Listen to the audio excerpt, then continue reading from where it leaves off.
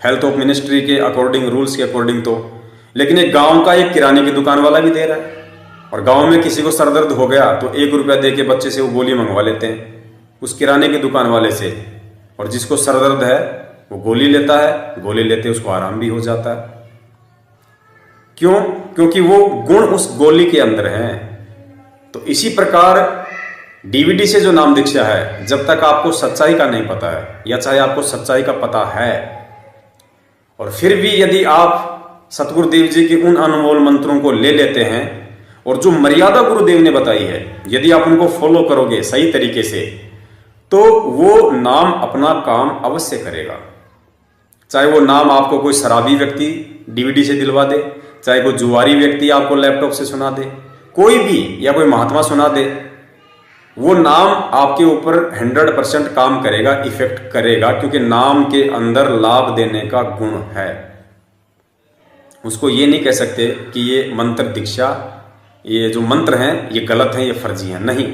दीक्षा का जो प्रारूप है, नाम दीक्षा दिलवाने का जो सिस्टम है, वो गलत हो सकता है क्योंकि उनको अधिकार नहीं है, लेकिन नाम गलत नहीं है, नाम अपना काम करेंगे। तो हम सभी सदगुरु रामपाल जी भगवान से प्रतिज्ञा करेंगे, परमपिता परमात्मा से। दास बोलेगा, धीरे धीरे आप सभी भाई बहन आप जी पीछे पीछे बोलो। सत साहेब बंदी छोड़ सतगुरु रामपाल जी भगवान की जय हो। हे परमपिता परमात्मा, हे परमपिता परमात्मा, सतगुरु रामपाल जी भगवान, सतगुरु रामपाल जी भगवान, हे परमेश्वर, हे परमेश्वर, हम तुच्छ बुद्धि जीवों को सद्बुद्धि दो, हम तुच्छ बुद्धि जीवों को सद्बुद्धि दो। हे सतगुरुदेव, हे सतगुरुदेव, आज हम सभी सात संगत से जुड़े हुए भाई बहन, आज हम सभी साथ संगत से जुड़े हुए भाई बहन आप जी के चरण कमलों में दंडवत प्रणाम करते हुए आप जी के चरण कमलों में दंडवत प्रणाम करते हैं। ये संकल्प करते हैं, ये संकल्प करते हैं, आज के बाद आज के बाद परमेश्वर, परमेश्वर, हम हमारे इस मुख से, हम हमारे इस मुख से अपने किसी भी भगत भाई बहन की, हम किसी भी भगत भाई बहन की या किसी भी अन्य जगत वाले भाई बहनों की या किसी भी अन्य जगत वाले भाई बहनों की भूल कर भी निंदा चुगली, निंदा चुगली, उनको नीचा दिखाने वाली बातें, उनको नीचा दिखाने वाली बातें, उनकी आत्मा को ठेस पहुंचाने वाली बातें, उनकी आत्मा को ठेस पहुंचाने वाली बातें, एक दूसरे के साथ में राग द्वेष ईर्ष्या एक दूसरे के साथ में राग द्वेष ईर्ष्या बिल्कुल भी नहीं रखेंगे। बिल्कुल भी नहीं रखेंगे। हे परमपिता परमात्मा, हे परमपिता परमात्मा, आप हमें सद्बुद्धि दीजिए, हम अपनी सद्बुद्धि दीजिए, और आज हमने आपके आशीर्वाद से, आज हम अपने आपके आशीर्वाद से जो ये संकल्प लिया है, जो ये संकल्प लिया है, इस संकल्प के ऊपर इस संकल्प के ऊपर हम चल सकें, हम चल सके, हम इस संकल्प को निभा सकें। हम इस संकल्प को निभा सके। हे पूज्य गुरुदेव, हे पूज्य गुरुदेव, आप अपना आशीर्वाद बनाए रखें। आप अपने आशीर्वाद बनाए रखें। सत सत साहेब साहेब बंदी छोड़ सतगुरु रामपाल जी भगवान की जय हो। सत साहेब। सत साहेब। हेलो। हेलो, हाँ जी। कौन पवन दास जी? हाँ जी। जी सत साहेब। सच है जी।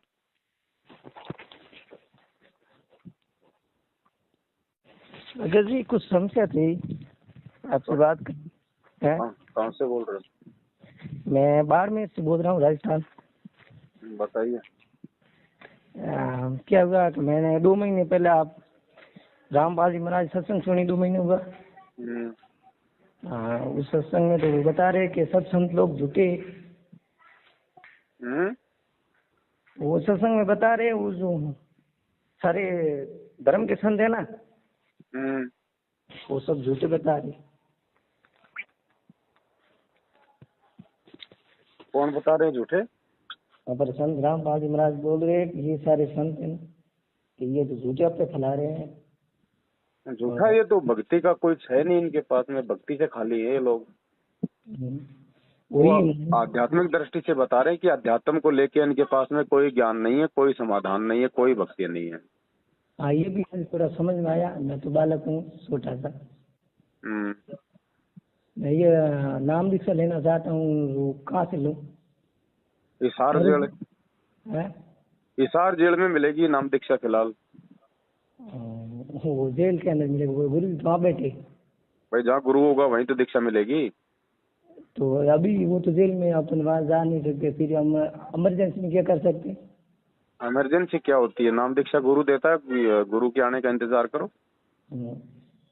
यही बोल रहा हूँ कि इमरजेंसी है अब अगर जी किसी औरत का पति विदेश बैठा और उसको बच्चा पैदा करना, तो क्या इमरजेंसी में वो किसी और से कर लेगी क्या? नहीं गुरु जी, ये तो महापाप होता तो भगत जी कॉमन सेंस की बात है। गुरु जेल में बैठा है, नाम देता है गुरु, है। तो गुरु आएगा उसी समय तो नाम देगा, इसमें इमरजेंसी क्या करेगी? तो क्या हुआ कि वो आपके शासन से जुड़ा हुआ वो सब भवन दास जी हैं, उसने नंबर दिया था कि बोला पवन दास जी से बात कर लेना, समझ हाँ, गया तो वो। आप जी को अगर ज्ञान समझ में आ रहा है हाँ तो आप जी सबसे पहले तो गुरु जी के जो नियम है भक्ति के, उनको अच्छे से देखो, पढ़ो। वो आपके देख पास लिया। नहीं है तो दास भेज देगा। उसके बाद आपको लगता है कि इन नियमों के साथ में मैं भक्ति कर सकता हूँ, फिर आपको एक संकल्प दीक्षा का वीडियो भेज देंगे कि संकल्प दीक्षा कैसे लेनी है, गुरुजी के हिसार जेल से बाहर आने तक हम कैसे भक्ति करें, क्या क्या नियम है, क्या मर्यादा है, क्या करना है, वो सारी चीजें आपको समझ में आ जाएंगी। तो उसके बाद आप अपना संकल्प लेके गुरुजी की भक्ति करो। वो मैंने नेम वो 11 वो सब देख लिए। देख लिए नियम? नेम भी देख लिए। क्या वो आपका वो भगत का भवन दास जी, हाँ, वो मुझे 2.5 महीने पहले मिला था। कुछ भी उसने समझा दिया, फिर भी वीडियो देख के कुछ समझ आया, मतलब 50% समझ में आ गया। तो समझ में आ गया है, भक्ति करनी है तो संकल्प ले लो। कैसे ले, वो हमको विधि का मालूम नहीं। कुछ नहीं, विधि क्या करेगी, बहुत सिंपल है। हाँ सबसे पहले तो अपने घर में गुरुजी का कहीं भी कोई अलमारी में या कहीं भी एक परमात्मा का दरबार लगाओ। हाँ दरबार का मतलब है कहीं भी अलमारी में गुरुजी का फोटो लगाओ। फोटो आप बाहर से निकलवा लो कहीं से भी, कंप्यूटर वाले से। हाँ खाली अकेले गुरुजी का, और कोई नहीं होना चाहिए। कोई वो दाढ़ी मूछ वाली फोटो जो कबीर जी की लोग बोलते हैं वो नहीं होनी चाहिए। हाँ अकेला संत रामपाल जी भगवान का फोटो होना चाहिए। हाँ उसको आप अपने घर पे लगाओ, अपनी अलमारी में या कहीं भी जहाँ भी आप जी चाहते हो रखना। हाँ उनके आसपास किसी भी अन्य देवी देवता का, संत महात्मा का, अपने परिवार वालों का, जीवित मुर्दों का कोई फोटो नहीं होना चाहिए। सिर्फ अपने गुरुजी का फोटो जहाँ पे आप अपना दरबार लगाओगे। हाँ ठीक है। मार्केट से एक खड़ी बत्ती वाला दीपक लेके आओ जिसमें खड़ी जोत जलती है वो समझ गया। है ना। हाँ देसी घी का उसमें जोत लगाना है, चाहे गाय का हो या भैंस का हो। डालडा और तेल का प्रयोग बिल्कुल नहीं करना, देसी घी का करना है ना। है। वैसे आपकी स्थिति के ऊपर है। अगर आप सक्षम है, आपकी आर्थिक स्थिति अच्छी है, तो चाहे आप 24 घंटे गुरुजी का जोत जलाओ, वो आपके लिए है, आपके फायदे के लिए है। अगर आपकी स्थिति अच्छी नहीं है तो कम से कम आप 3 समय की आरती करो। उतना तो उसमें, जैसे सुबह का आरती है 50 मिनट के आसपास का, दोपहर का 16 मिनट का, शाम का 35 मिनट का।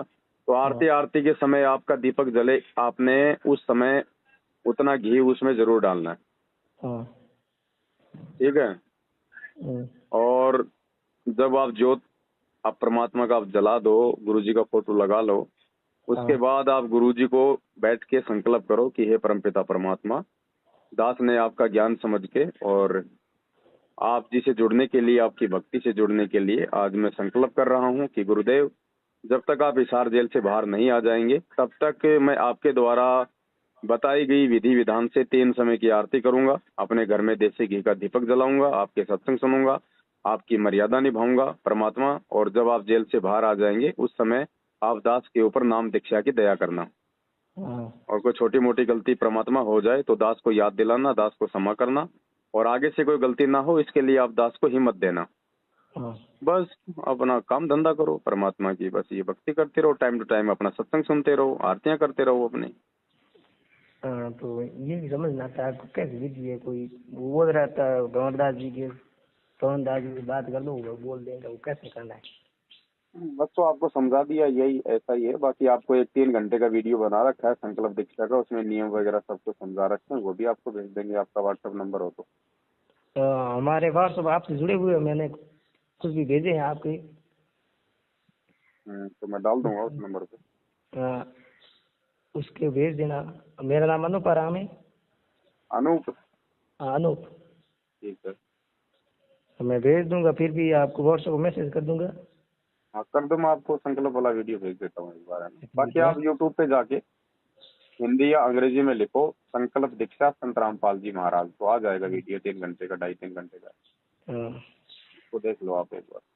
ठीक है, आप मेरे व्हाट्सअप कर दो, मैं आपको मैसेज कर रहा हूँ। ठीक है। अच्छा है।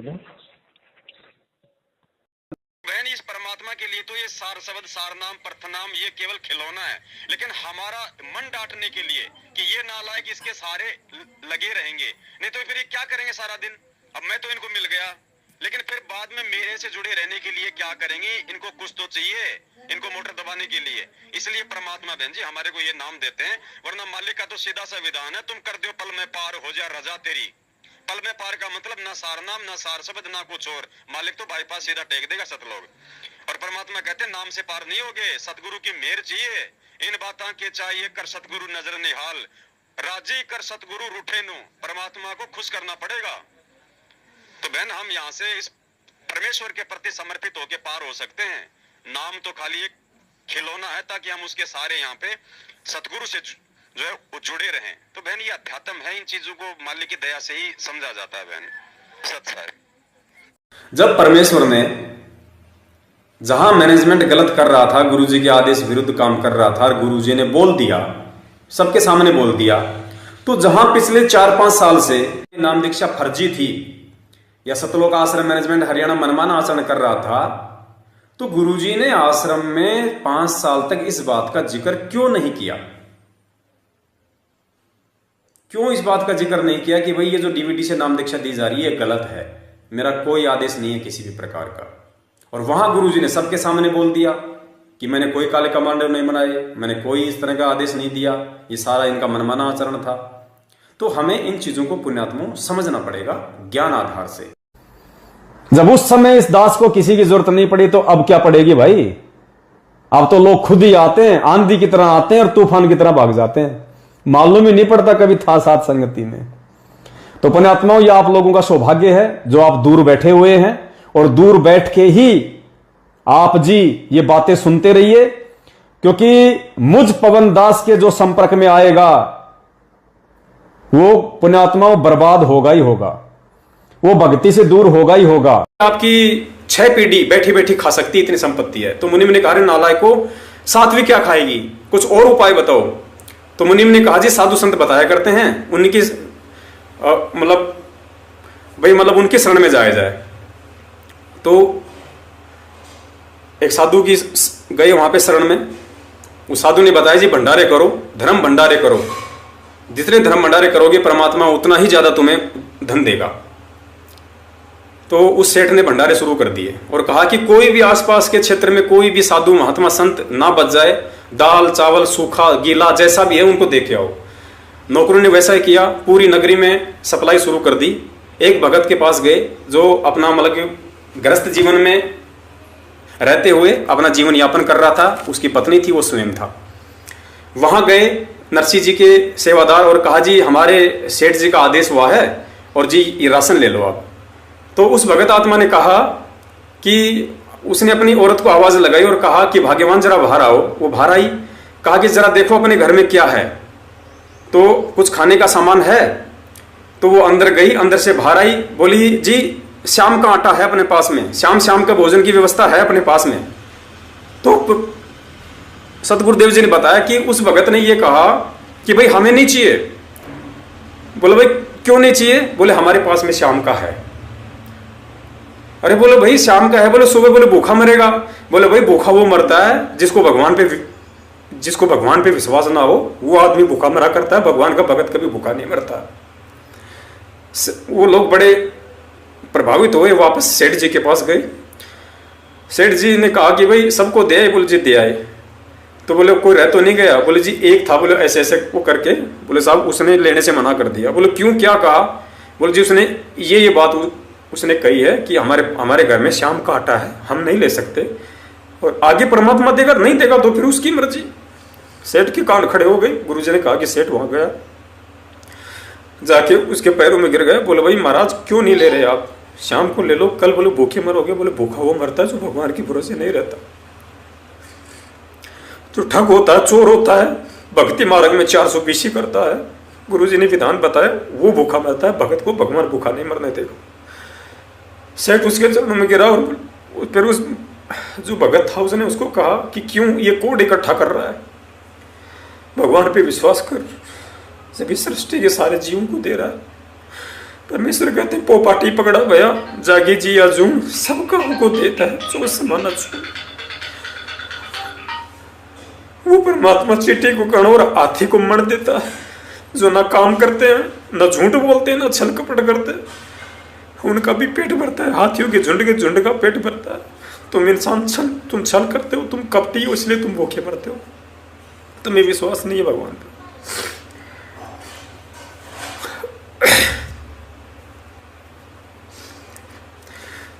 सेठ जी उसके चरणों में गिर गया और वहां से उसको शिक्षा मिली। तो इसी बात को आधार बना के दास ने ओमपाल जी से कहा कि भगत जी हम दोषी न बन जाए परमात्मा के। हमारा मकसद यहाँ पे वो राजपाट प्राप्त करना नहीं है, धन दौलत प्राप्त करना नहीं है, हमारा मोक्ष प्राप्त करवाने का मकसद है।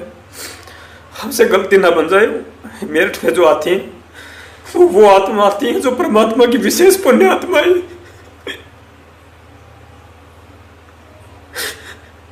जिन्होंने हमारे ऊपर विश्वास किया है। सतलोक आश्रम मैनेजमेंट हरियाणा को छोड़ा है, गुरुजी की भाई को छोड़ा है, उनकी पत्नी को उन्होंने छोड़ा है कि ये झूठे मक्कार लोग हैं। और हम लोगों ने जो सच्चाई बताई उसके बदौलत इन लोगों ने यहाँ विश्वास किया है। 2 पैसा यहाँ दे रहे हैं भंडारे में, अगर उनको लाभ नहीं मिलेगा भगत जी हम बड़े दोषी बन जाएंगे। भगत जी ने कहा कि 3.5 लाख रुपए दीक्षित जी के अकाउंट में। मैंने कहा भगत जी ऐसा मत करो, उस पैसे को आप सेवा में लगाओ। 3.5 लाख रुपए की यही बात ओमपाल जी ने मेरी दुकान पे भी स्वीकार की। वहां पे एक हरीश नाम का भगत है मुजफ्फरनगर का, आज भले वो अपनी जुबान से पलटी खा जाए, उसके आगे भी उसने यही जिक्र किया। मार्च का समागम 8 धंधा बनाना है, ये 10 रुपए की पुस्तक 20 रुपए में बेचो। परमात्मा की दर्शन हो गई है, मुझे 12 दिन में छुए हैं। ख्वाब गिरा था, 2 बार ख्वाब आया है मुझे परमात्मा की, नहीं कर, और बहुत अच्छा था ख्वाब। देखो मालिक तो बहन जी अंतर्यामी है, परमात्मा तो सबके साथ में है। अब ज्ञान परमात्मा का है, आप तो इस ज्ञान को सुन के पढ़ के मतलब परमात्मा से जुड़ी हो ना, तो मालिक तो ये चाहता है कि कोई भी आत्मा मेरे से लगी रहे, इस भक्ति से दूर ना हो। अगर थोड़ा बहुत कोई लाभ अगर किसी को मिल भी रहा है आज इन फर्जी नामदान केंद्रों से नाम दीक्षा लेके, तो वो ये सोचे कि मुझे मंत्र जाप करने से मिल रहा है, मुझे नाम लेने से मिल रहा है, ये उसकी महाभूल है। वो परमात्मा चाहता है कि किसी भी तरीके से ये आत्मा इस भक्ति से जुड़ी रहे, क्योंकि काल तो ये चाहता कि ये टूटे। काल की तो ये बहुत बड़ी चाल थी, फर्जी नामदान केंद्र खुलवा के जगह जगह लोगों को एक बार नाम से जोड़ दो। अब ये सतगुरु के आदेश से नामदान केंद्र खुले नहीं, ना सतगुरु का कोई आशीर्वाद है, नाम दीक्षा लेने के बाद आपको अपने गुरुजी का कोई आशीर्वाद मिला, ना आपको अपने गुरुजी का साक्षात कोई दर्शन हुआ, तो वो नाम काम वो करेगा नहीं। तो काल को मालूम था कि बड़े विश्वास के साथ तो ये आत्माएं इस भक्ति से जुड़ेंगी, और जुड़ने के बाद इस फर्जी विधि से उनको लाभ कोई होगा नहीं, तो वापस उनका भगवान से और ज्यादा उनका विश्वास उठेगा। तो काल की तो चाल थी ये, जो काल ने इन एजेंटों को निमित्त बना के सतलोक आश्रम मैनेजमेंट हरियाणा वालों को अपना ये चाल उसने चली। लेकिन वो परमात्मा दयालु है बहन जी, वो परमात्मा